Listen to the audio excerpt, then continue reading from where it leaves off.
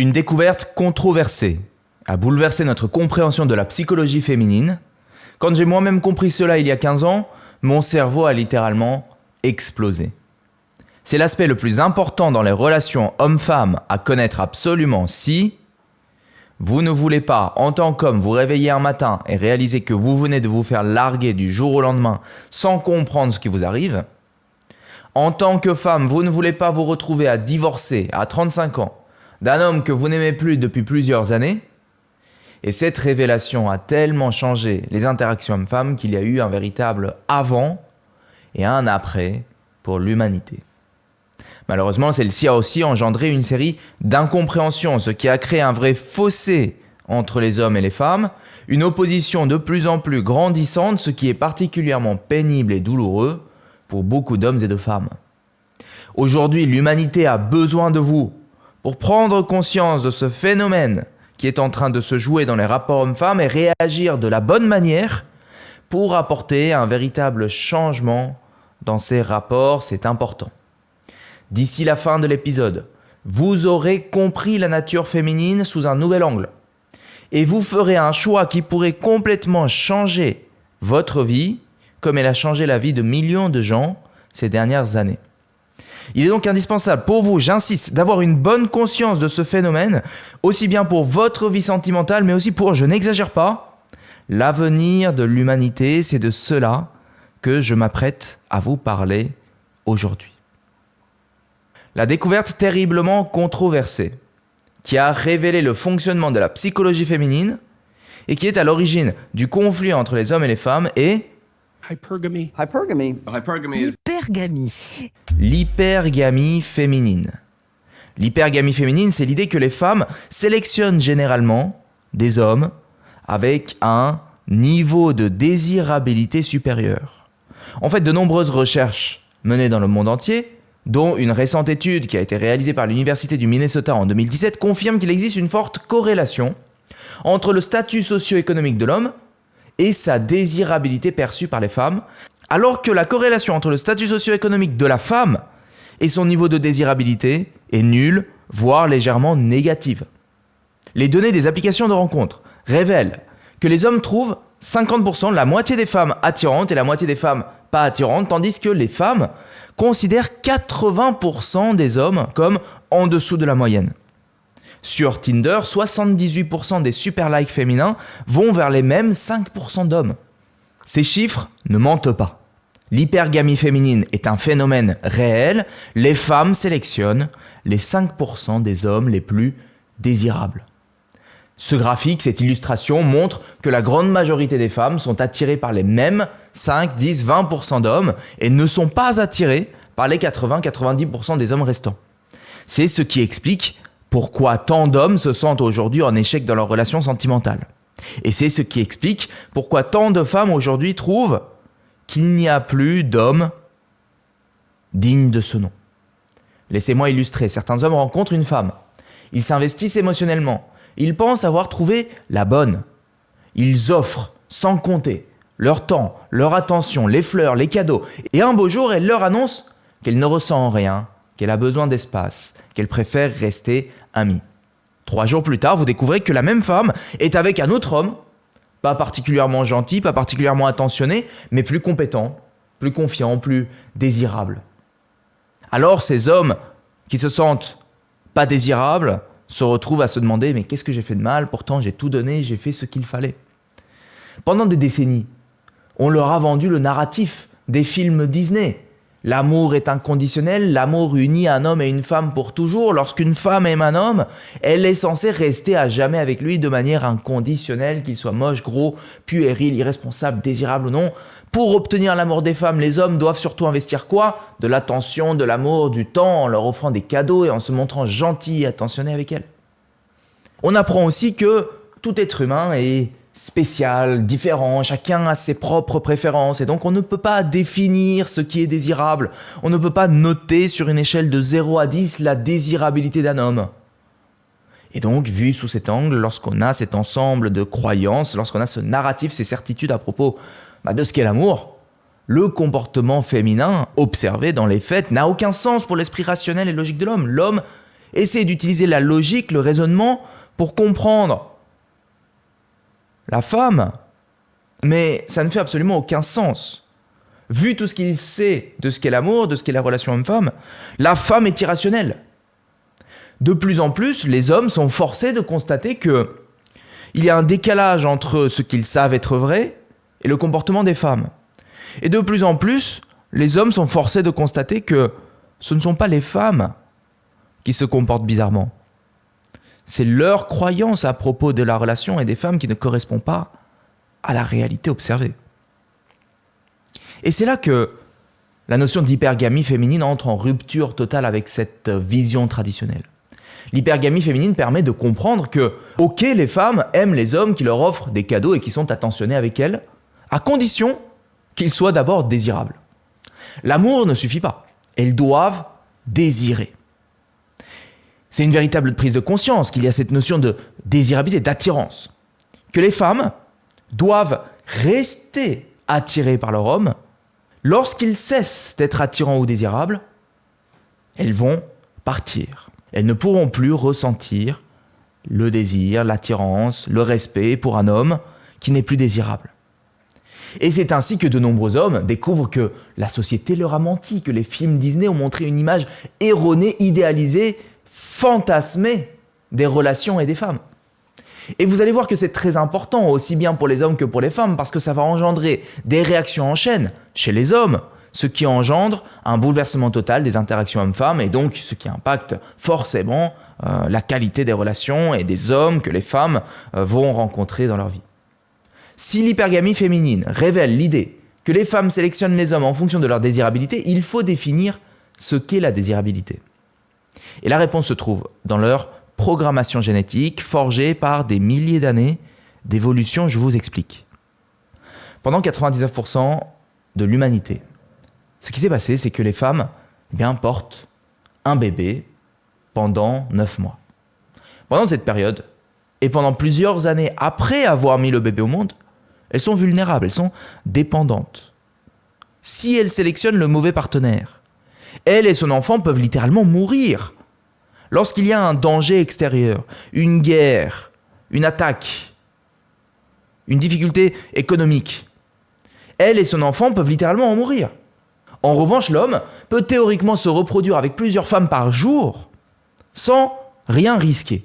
Parce qu'il peut se défendre par lui-même, parce qu'il n'a pas le risque de devoir porter l'enfant dans son ventre et puis ensuite de le protéger pendant les années qui viennent.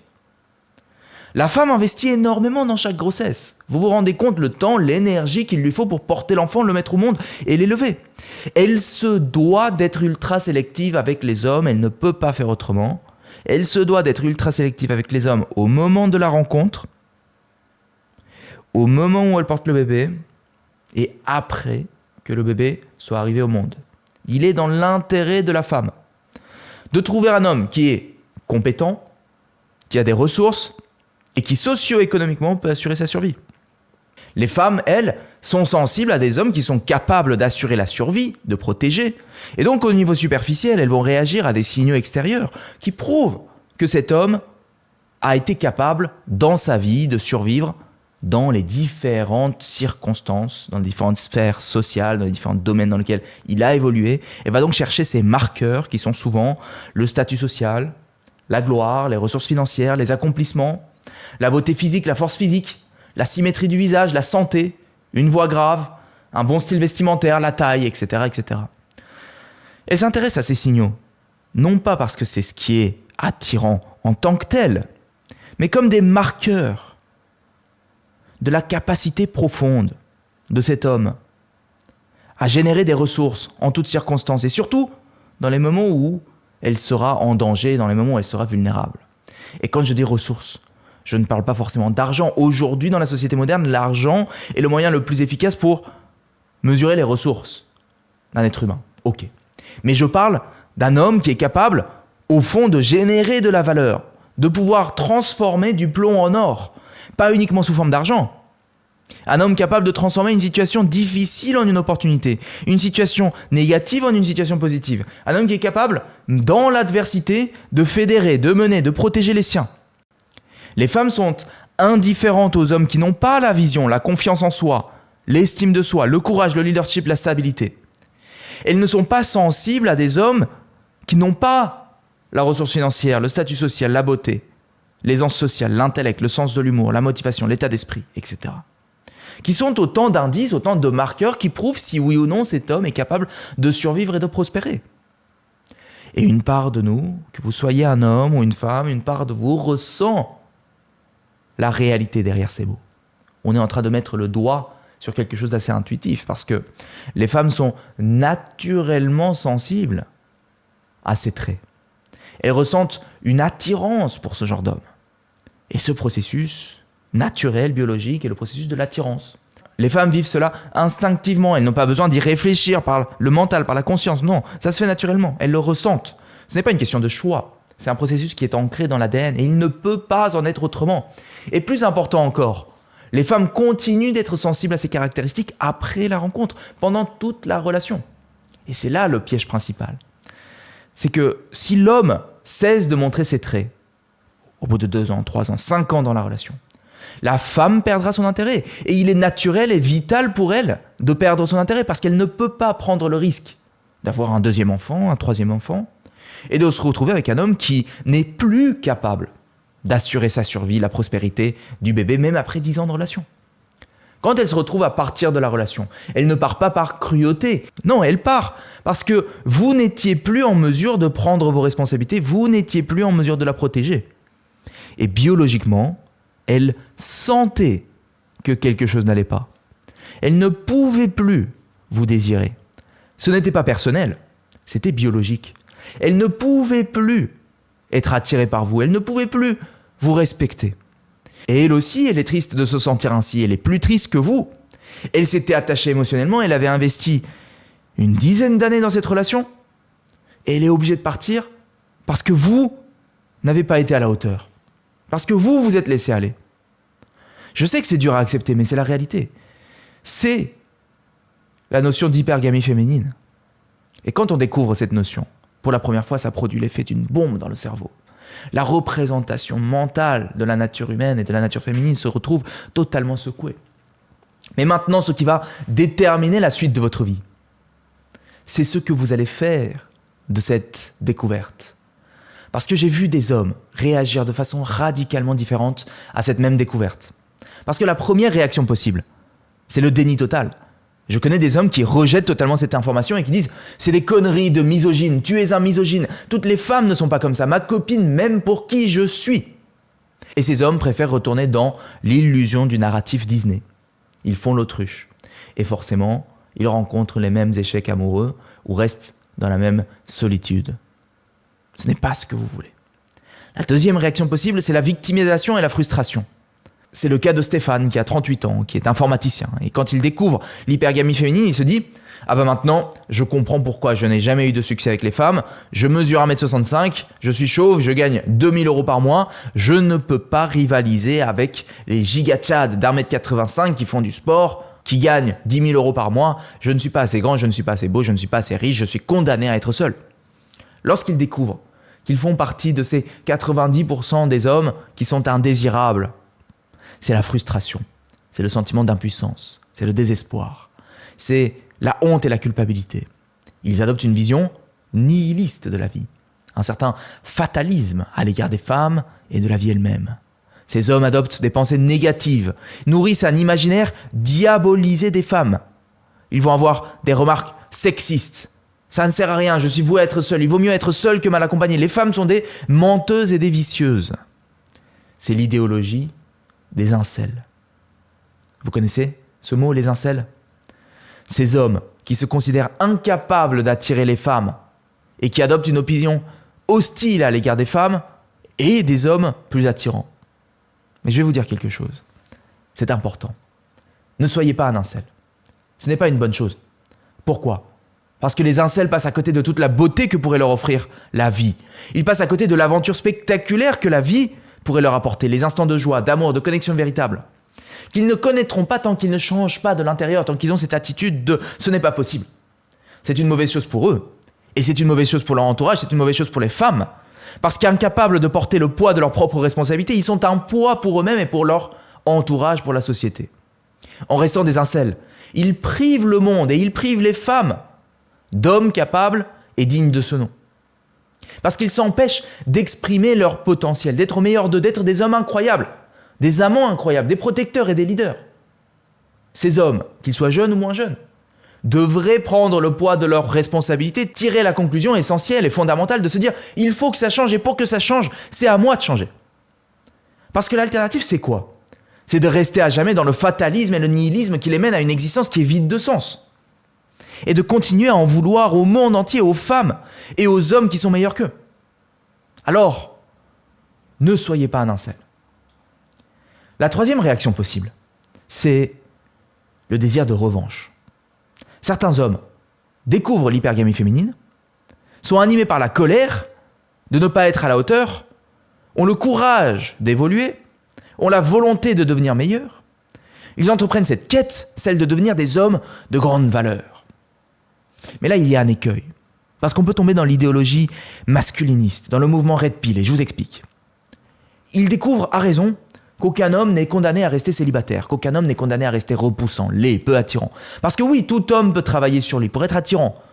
Tout homme peut travailler sur son état d'esprit, sur sa façon d'être, sur ses compétences, sur son rôle dans la société, sur sa capacité à générer des ressources financières, son aisance sociale, ses habitudes. Que le plus moche des hommes, physiquement, peut devenir attirant. Et si en plus il travaille son charisme, son style, son élocution, son physique, alors il peut atteindre tous les sommets. Il découvre alors que tout homme porte en lui le potentiel de devenir un homme de grande valeur. Et c'est vrai, la plupart des choses qui font qu'un homme est désirable, oui, ça se cultive.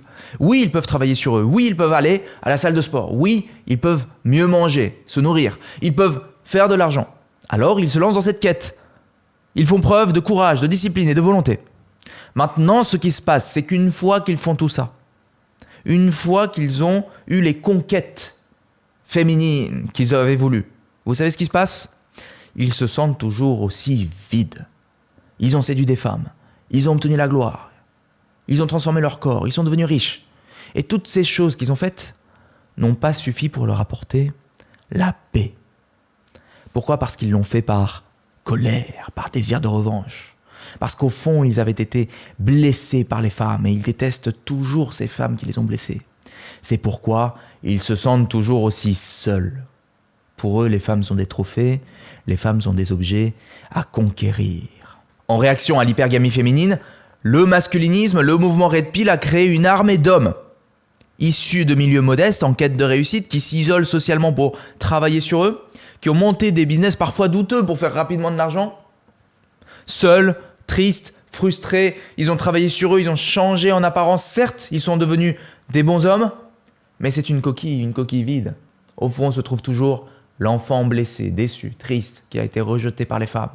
Ils vivent toujours en réaction à la nature féminine, avec le désir de vengeance, de prendre le dessus, de reprendre le contrôle. Le mouvement masculiniste, c'est la matérialisation physique et matérielle de la frustration, de l'énergie, de la colère de l'homme blessé, et ils sont là pour prendre une revanche sur les femmes. Enlevez-leur l'apparence, et leur insécurité est toujours là. Aujourd'hui, ces hommes continuent de nourrir cette profonde fracture, ce clivage entre les hommes et les femmes. Est-ce que vous comprenez ? C'est une mauvaise chose pour ces hommes. Parce qu'au fond, ils ne sont toujours pas heureux, ils sont toujours blessés. Ils se sentent toujours seuls face à une société qu'ils détestent. Et c'est une mauvaise chose pour les femmes qui tombent régulièrement sur des hommes masculinistes qui sont solides en apparence mais qui au fond sont des enfants parce qu'ils ne sont pas capables de leur apporter la sécurité émotionnelle et la stabilité intérieure dont elles ont besoin pour se sentir bien dans le couple. Et je peux vous garantir qu'aujourd'hui, nombreux hommes et femmes sont en train de vivre cette réalité-là. Alors est-ce que vous comprenez qu'il y a une véritable urgence à ce que cette situation change ? Ça suffit. Parce que l'alternative, c'est le conflit incessant, c'est la division et la souffrance entre les hommes et les femmes. Ça suffit. Je sais que c'est dur, mais il faut que vous soyez assez fort pour ne pas tomber ni dans le déni, ni dans l'idéologie incel, ni dans le masculinisme. À la place, faites ceci. Acceptez. Acceptez, puis transformez-vous. on peut accepter, sans juger, que l'hypergamie féminine soit ni bonne ni mauvaise. C'est simplement une réalité, comme la loi de la gravité. La loi de la gravité, vous l'avez acceptée, c'est une réalité. Acceptez la nature féminine comme vous acceptez la gravité, sans jugement, sans colère. Acceptez que c'est ainsi que fonctionne la vie. Cette femme vous a quitté, elle n'est pas votre ennemie. Et elle suivait son instinct biologique, comme vous suivez le vôtre, quand vous regardez une belle femme dans la rue. Pardonnez-lui, pardonnez-vous de ne pas avoir été à la hauteur. Pardonnez-vous de vous être laissé aller. Pardonnez aussi à tous ceux qui vous ont menti sur la nature des relations hommes-femmes. Ils ne savaient pas mieux. Vos parents, la société, les films Disney, ils ne savaient pas mieux. L'acceptation, c'est comprendre que les femmes ne sont pas mauvaises et sont biologiquement programmées à être ainsi. Vous n'êtes pas une victime. Vous êtes un homme responsable de vos choix et de ses conséquences. Cette découverte de l'hypergamie féminine, ce n'est pas une malédiction. C'est un cadeau. Parce que c'est ce cadeau qui va vous permettre de vous libérer de vos blessures. C'est ce cadeau qui va vous permettre d'aller de l'avant, de transformer votre vie de l'intérieur et ainsi transformer votre vie dans tous les aspects de votre vie. Acceptez, réalisez qu'il n'y a rien de personnel. Lorsqu'elle est partie, lorsqu'elles n'ont pas été attirées par vous, il n'y a rien de personnel. C'est parce que vous n'avez pas été à la hauteur. Mais tout comme elles n'auraient pas été attirées d'un tel ou un tel qui n'a pas été à la hauteur. Il n'y a rien de personnel, c'est simplement à vous de donner le meilleur de vous, de continuer de grandir, de rayonner, de façon à ce qu'il soit naturel que les femmes apparaissent dans votre vie. Pardonnez les femmes dans votre vie qui vous ont fait vous sentir insuffisant, nul, indigne. Cessez de les blâmer pour vos insuffisances. Reconnaissez que vous avez fait du mieux que vous pouviez à chaque instant et que vous pouvez faire mieux maintenant. Dites merci, merci aux femmes de vous avoir fait prendre conscience. À présent, grâce à ce que vous avez vécu, vous êtes déjà un meilleur homme et vous êtes sur le chemin pour devenir un meilleur homme.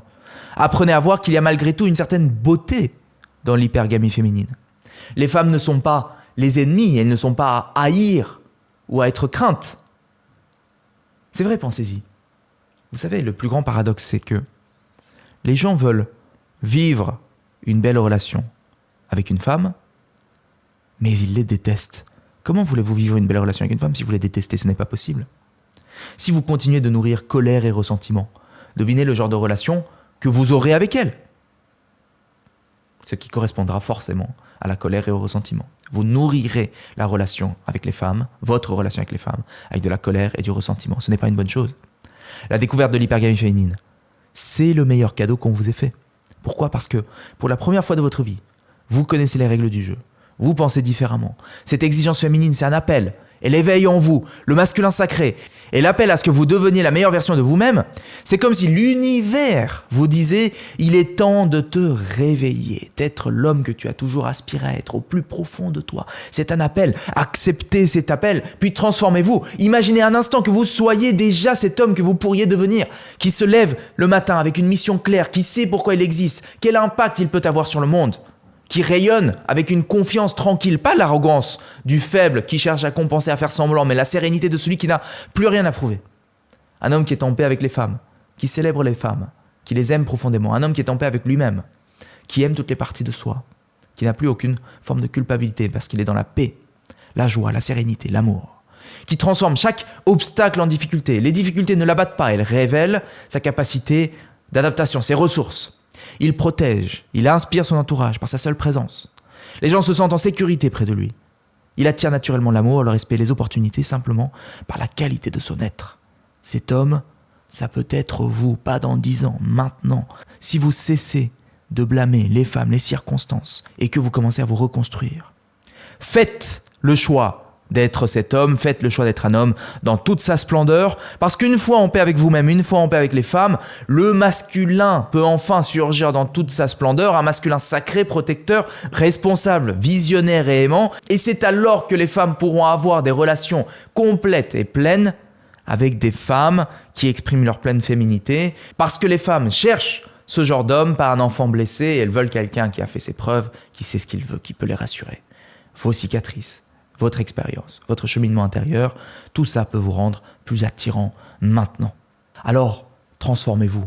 Faites le choix de vous transformer complètement. Ne vous contentez pas de changer simplement vos actions. Changez en profondeur, parce que la vraie transformation, c'est la transformation intérieure. Transformez l'image que vous avez de vous-même. Au lieu d'être celui qui subit sa vie, devenez celui qui crée sa réalité. Transformez votre vision du monde. Remplacez « la vie est injuste » par « la vie est là pour moi ». Remplacez « je ne suis pas attirant pour les femmes » par « les femmes réagissent à mon énergie ». Si je rayonne mon énergie masculine, elle libère son énergie féminine. Remplacez « je ne suis pas assez bien » par « j'ai un potentiel illimité ». Cultivez votre vision, votre leadership, votre confiance en vous, vos compétences, vos capacités à générer des ressources, votre capacité de présence. Ne travaillez pas seulement sur ce qui est superficiel, parce que c'est l'erreur la plus répandue chez les hommes qui découvrent l'hypergamie. Ils se précipitent sur des aspects extérieurs, la salle de sport, les vêtements, la voiture, l'argent. Et ils pensent qu'en cochant chacune de ces cases à l'extérieur, ils vont automatiquement devenir désirables. Mais c'est un leurre. Parce que c'est comme construire une maison sur des fondations pourries. J'ai vu des hommes avec des physiques de bodybuilders, des voitures de luxe, des comptes en banque à 6, 7 chiffres, qui restaient profondément insécures, qui tremblaient encore à l'idée qu'elles les quittent. Pourquoi ? Parce qu'ils avaient développé une valeur extérieure en gardant une mentalité d'homme blessé. Ne soyez pas un masculiniste faible avec de beaux abdos. Soyez un homme solide à l'intérieur. Et si, en plus, il prend soin de son corps, alors tant mieux. Ne vous contentez pas non plus de comprendre, de juste comprendre. Ne vous dites pas, c'est bon, maintenant j'ai compris l'hypergamie féminine, donc automatiquement, ma vie va changer. Parce que c'est exactement dans ce genre de piège que tombent 80% des hommes. Vous savez, ceux qui viennent me voir, qui me disent, ça fait des années que je fais du développement personnel, j'ai compris tout ce qu'il y a à comprendre, j'ai compris la théorie, et ma vie ne change pas. Ils regardent des vidéos, ils lisent des livres, ils consomment du contenu, et confondent comprendre avec transformer sa vie. C'est comme regarder des vidéos de natation en pensant que vous savez nager, alors que dans l'eau, vous coulez quand même. Connaître les mécanismes de l'hypergamie ne vous rend pas plus attirant. Comprendre l'importance de la confiance en soi ne vous donne pas confiance en vous. Jérôme avait lu tous les livres de développement personnel. Il connaissait tous les concepts. Mais c'est seulement lorsqu'il a vécu la transformation qu'il a vraiment commencé à changer. Arrêtez de consommer du contenu en pensant que ça suffit. Vivez votre transformation. Et enfin, si je peux me permettre un conseil, c'est ne restez pas isolé pendant votre processus de transformation. Je vais me transformer tout seul. Je vais le faire dans mon coin. C'est une grave erreur parce que vous avez besoin d'un environnement qui vous challenge, qui vous soutient, qui vous rappelle vos standards, même quand vous baissez les bras. Ne soyez pas isolé pendant 2 ans, 5 ans, 10 ans. Ne réfléchissez pas seul, n'essayez pas seul parce que vous allez finir par tourner en rond. Le déclic se produit rapidement quand vous êtes avec un groupe de gens qui ont les mêmes objectifs. Créer une nouvelle réalité. Parce que votre évolution est aussi déterminée par votre environnement. Si vous restez mal entouré avec des gens qui se plaignent avec des incels ou avec des masculinistes, qui accusent les femmes, qui vivent dans la médiocrité, vous allez stagner. Alors, entourez-vous d'hommes et de femmes qui sont animés par la même envie d'aller de l'avant, qui sont là pour célébrer leur victoire, leur progrès. Alors, évitez ces erreurs, évitez ces 3 erreurs, parce que ces 3 erreurs vous condamnent à rester bloqué dans la théorie sans passer à l'action, à répéter les mêmes schémas pendant des années, à vous concentrer sur la mauvaise chose et à gaspiller votre énergie sur les mauvaises priorités. Et évitez ces 3 erreurs. Transformez-vous de l'intérieur, non seulement de l'extérieur. Ne vous contentez pas de comprendre, vivez la transformation et enfin, entourez-vous. Mesdames et messieurs, il y a aujourd'hui un véritable conflit entre les hommes et les femmes, mais il y a un espoir, il y a une possibilité. Et cet espoir, c'est de cesser d'être dans le déni, d'être un incel, d'être un masculiniste. Cet espoir, c'est d'accepter, de faire la paix. Alors je lance un appel, réveillez-vous. Si en vous, vous avez encore du ressentiment à l'égard des femmes, travaillez à accepter la nature féminine. Vous changerez l'humanité. Et il est urgent d'incarner ensemble cette évolution pour le bien de l'humanité. Accepter l'hypergamie féminine et plus largement la psychologie féminine. C'est une nécessité. Trop d'hommes et de femmes aujourd'hui sont en conflit les uns les autres pour rien. Ne laissez pas le monde sombrer dans le chaos. Ne laissez pas vos blessures et vos rancœurs gâcher vos vies, la vie de ceux que vous aimez, la vie de vos enfants. Vivez de belles relations. Aimez les femmes. Aimez-vous. C'est possible. Vous pouvez améliorer votre vie sentimentale. Avec l'école Vivre Mieux, j'ai conçu un programme. Ce programme s'appelle Relations sentimentales. Avec ce programme, je vous mène plus loin dans cette réflexion à propos de la nature féminine, la nature masculine, le couple, la relation sentimentale. En vous inscrivant, vous accédez à un programme qui dure quelques heures et vous allez travailler à poser votre réflexion sur ce qu'est l'homme, sur ce qu'est la femme, ce qu'est le couple, comment mieux vivre la relation sentimentale. Cliquez sur le lien qui s'affiche quelque part, c'est aussi en description, cliquez pour découvrir et c'est tout pour cette semaine. Rejoignez ce programme si vous voulez aller plus loin, c'est important. C'était Julien Kim Prenez soin de vous, ciao.